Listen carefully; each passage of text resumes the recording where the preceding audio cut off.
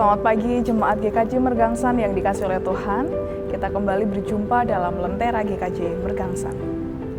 Jemaat yang dikasihi oleh Tuhan, kita sering mendengar kata mengasihi. Apa tanda apabila ada orang yang mengatakan bahwa aku mengasihimu? Apa tandanya kalau orang itu benar-benar mengasihi kita? Kita juga sering mendengar bahwa perkataan tentang Tuhan mengasihi kita. Lalu bagaimana cara kita untuk percaya bahwa Tuhan mengasihi kita? Kalau dengan sesama biasanya kita kaitkan seseorang mengasihi kita ketika mereka membuat kita bahagia, ketika mereka tidak menyakiti kita, dan lain sebagainya. Tapi bagaimana dengan Tuhan? Bagaimana cara kita untuk percaya bahwa Tuhan mengasihi kita? Jemaat yang terkasih, seringkali tindakan kasih dari Tuhan kita kaitkan dengan penderitaan yang kita terima. Kita bertanya ketika kita merasakan penderitaan, kesulitan. Kita bertanya, apakah Tuhan mengasihiku? Apakah benar Tuhan sayang padaku? Kalau memang Tuhan mengasihiku, kenapa aku menderita? Kalau Tuhan mengasihiku, mengapa aku sakit? Jemaat yang dikasihi oleh Tuhan, pada saat ini kita diajak untuk merenungkan. Benarkah ketika kita mendengar bahwa Tuhan mengasihi kita, maka otomatis kehidupan kita baik-baik saja? Kalau begitu, bagaimana dengan ayat bacaan kita pada saat ini? Yohanes 3 ayat 16 berbunyi demikian. Karena begitu besar kasih Allah akan dunia ini, sehingga Ia telah mengaruniakan anaknya yang tunggal, supaya setiap orang yang percaya kepadanya tidak binasa, melainkan beroleh hidup yang kekal. Seperti yang kita tahu, dalam ayat ini dikatakan bahwa Tuhan begitu mengasihi dunia. Tuhan mengasihi saya dan saudara. Tetapi Tuhan mengorbankan anaknya yang tunggal. Yang seperti kita tahu dan kita imani, berujung pada pengorbanan diri Yesus Kristus di kayu salib. Apakah itu juga merupakan tanda bahwa untuk mengasihi kita manusia ini, Allah sendiri tidak mengasihi Yesus Kristus, sehingga Allah mengizinkan Yesus Kristus untuk mengalami penderitaan? Tentu tidak demikian. Dari peristiwa iman kita bisa melihat bahwa ketika Tuhan mengasihi kita, tidak sama dengan kita lolos dari penderitaan. Lalu, apa tandanya ketika kita mendengar bahwa Tuhan mengasihi kita? Yang pertama tadi kita sudah mendengar dari Yohanes 3 ayat 16. Ada sebuah keselamatan yang dikaruniakan kepada kita. Itu yang pertama, yang harus kita yakini.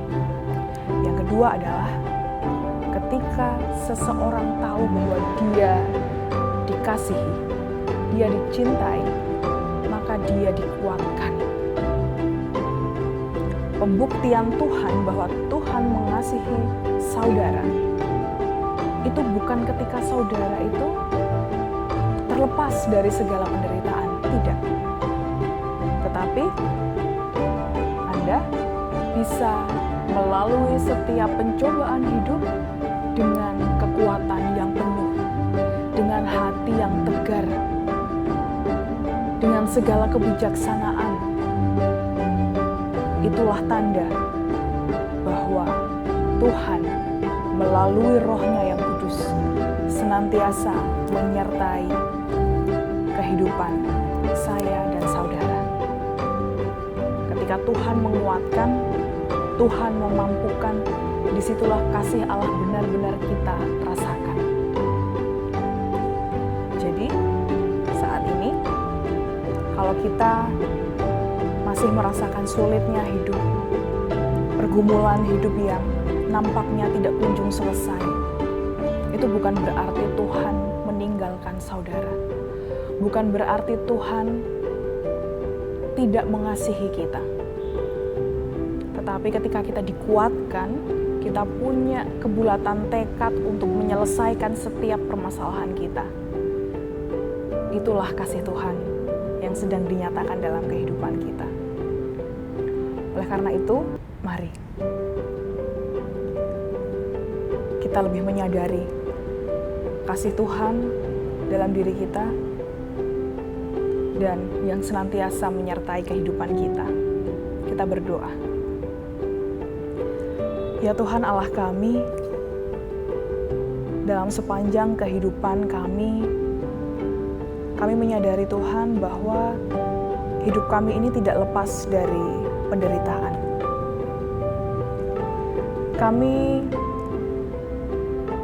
seringkali bingung, tidak tahu harus berbuat apa, atau bahkan kami seringkali juga menyalahkan Tuhan atas kesulitan yang kami alami dalam hidup kami. Kami kehilangan arah, kami protes karena kami tidak tahu apa yang harus kami perbuat. Namun pada saat ini kami diajarkan oleh firman-Mu bahwa ketika Tuhan mengasihi kami, bukan berarti kami akan menjalani kehidupan yang mudah. Tetapi ketika kami tahu dan kami mengimani bahwa Tuhan begitu mengasihi kami, begitu mencintai kami, saat itulah kami dikuatkan untuk menjalani kehidupan kami yang sulit ini, untuk menyelesaikan segala permasalahan yang terjadi dalam kehidupan kami, untuk membawa setiap pergumulan kami di hadapan Tuhan dan menyelesaikannya bersama dengan Tuhan yang senantiasa menyertai kami. Oleh karena itu Tuhan, pada pagi hari ini kami tidak meminta supaya setiap permasalahan kami Tuhan angkat, Tuhan hilangkan. Namun kami memohon kepadamu supaya Roh Kudus-Mu senantiasa menguatkan kami, memberikan kami kekuatan untuk menghadapi segala perkara yang terjadi dalam kehidupan kami. Kami yakin dan percaya bersama Tuhan, kami bisa melewati setiap perkara yang terjadi dalam kehidupan kami. Kami yakin karena Tuhan begitu mengasihi kami. Berkati kami pada hari ini, dalam setiap pekerjaan kami, ataupun kami yang belajar, ataupun kami yang di rumah untuk mengerjakan pekerjaan-pekerjaan rumah kami. Kiranya Tuhan sertai kami. Inilah doa dan permohonan kami ya Tuhan, yang kami pinta di dalam nama Tuhan kami, Yesus Kristus. Amin. Demikianlah lentera kita pada pagi hari ini. Ingatlah bahwa Tuhan senantiasa mengasihi kita. Oleh karena itu, tetaplah kuat, tetaplah semangat, jangan pernah kehilangan arah. Carilah pertolongan apabila saudara membutuhkan. Ingatlah, kita tidak pernah sendirian. Tuhan menyertai kita bersama dengan Roh-Nya yang kudus yang ada dalam hati kita. Selamat beraktivitas. Tuhan Yesus memberkati.